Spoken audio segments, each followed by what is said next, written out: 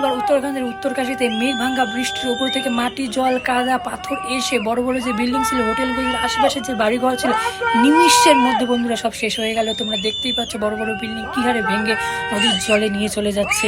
কত মানুষ এখানে প্রাণ হারিয়েছে। কেউ হয়তো উপর থেকে বলছে সবাই যে তোমরা চলে যাও চলে যাও, দেখো আসছে আসছে, কিন্তু কেউ শুনতেই পেলো না। তারা সতর্ক হওয়ার আগে ওপর থেকে বন্যার জল এসে কত মানুষকে ভাসিয়ে নিয়ে চলে গেল। মৃত্যু হয়েছে 5 জনেরও বেশি, আর 100 জনের বেশি এখনও নিখোঁজ। আরও বলছে যে আরও কতজন নিচে চাপা পড়ে আছে। কি হচ্ছে বন্ধুরা বুঝতে পারছি না। 2025টা যে এত খারাপ যাবে কেউ জানতো না। কোথাও হয়তো প্লেন ক্র্যাশ হয়ে মানুষ মারা যাচ্ছে, কোথাও ভূমিকম্প আসছে, কোথাও এরকম সুনামি আসছে। मंदिर नहीं